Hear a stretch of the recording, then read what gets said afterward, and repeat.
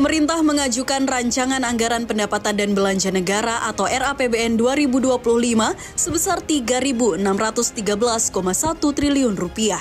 Ini merupakan APBN pertama dari Presiden terpilih Prabowo Subianto. Belanja negara terdiri dari belanja pemerintah pusat Rp2.693,2 triliun serta transfer ke daerah Rp919,9 triliun. RAPBN tersebut dirancang dengan pendapatan negara di angka Rp2.996,9 triliun yang terdiri dari penerimaan perpajakan Rp2.490,9 triliun dan penerimaan negara bukan pajak atau PNBP Rp505,4 triliun. Dengan demikian, defisit anggaran tahun 2025 direncanakan sebesar 2,53% terhadap PDB. Sementara itu, penyusunan RAPBN 2025 didasarkan pada asumsi inflasi akan dijaga pada kisaran 2,5%. Pertumbuhan ekonomi diperkirakan sebesar 5,2%. Nilai tukar rupiah diperkirakan akan berada di sekitar Rp16.100 per dolar Amerika Serikat. Suku bunga SBN 10 tahun berada di 7,1%. Harga minyak mentah Indonesia diperkirakan berada pada $82 Amerika Serikat per barel dan lifting minyak diperkirakan mencapai 600.000 barel per hari.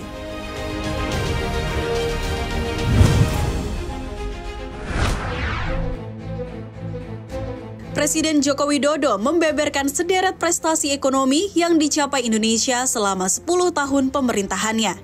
Hal itu disampaikannya saat pidato kenegaraan di sidang tahunan MPR RI tahun 2024 dan sidang bersama DPR RI dan DPD RI tahun 2024 yang digelar Jumat 16 Agustus. Adapun 5 prestasi ekonomi yang dibanggakan Jokowi telah tercapai selama pemerintahan Jokowi. Capaian prestasi itu adalah pertumbuhan ekonomi RI yang terjaga di atas 5%. Inflasi terkendali di kisaran 2 hingga 3%, angka kemiskinan ekstrim turun menjadi 0,8% di tahun 2024. Tingkat pengangguran ditekan menjadi 4,8% di tahun 2024, serta daya saing dari sebelumnya peringkat 44 menjadi peringkat 27 di tahun 2024.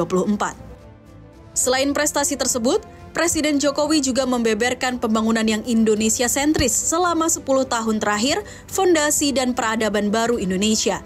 Membangun dari pinggiran, membangun dari desa, dan membangun dari daerah terluar.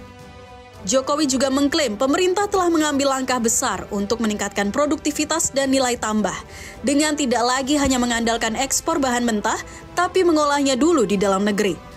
Jokowi menyebutkan Indonesia kini sukses memiliki smelter dan industri pengolahan untuk nikel, bauksit, dan tembaga yang membuka lebih dari 200.000 lapangan kerja dan meningkatkan pendapatan negara Rp158 triliun selama 8 tahun terakhir.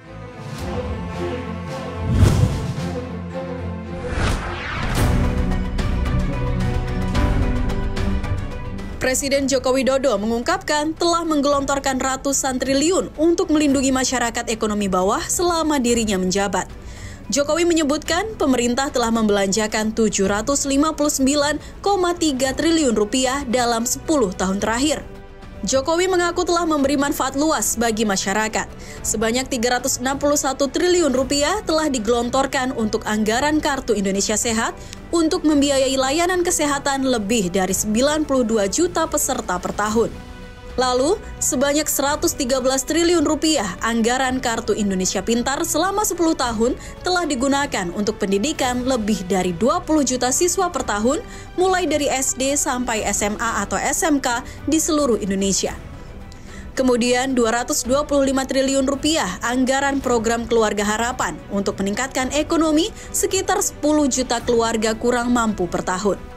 Ia pun menyampaikan sebanyak Rp60,3 triliun telah dialokasikan untuk anggaran prakerja selama 5 tahun telah dimanfaatkan untuk menambah keahlian 18,8 juta pekerja yang tersebar di seluruh Indonesia.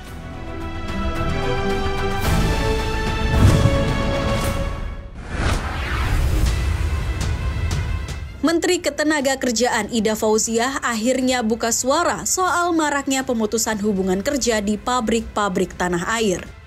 Ida berharap PHK adalah langkah terakhir yang akan ditempuh perusahaan.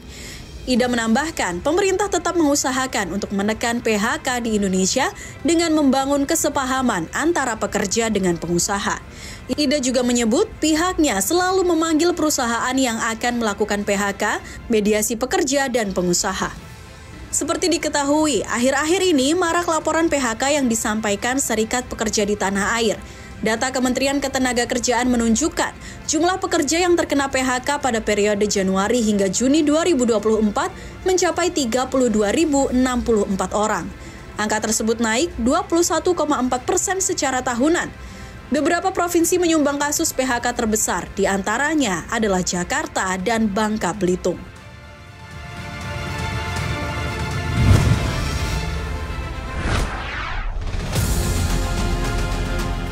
Raksasa teknologi asal Amerika Serikat, Cisco Systems, akan melakukan pemutusan hubungan kerja terhadap 7% karyawannya secara global yang diperkirakan mencapai ribuan orang.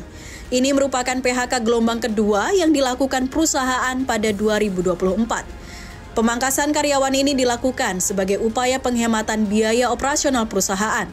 Dengan begitu, Cisco dapat mengarahkan bisnis mereka ke sektor yang lebih menjanjikan seperti keamanan siber dan artificial intelligence.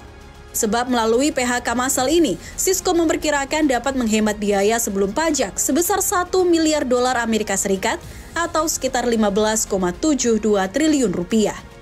Cisco memperkirakan pendapatan pada kuartal 1 2024 di kisaran 13,65 hingga 13,85 miliar dolar Amerika Serikat atau sekitar 214 hingga 217,77 triliun rupiah.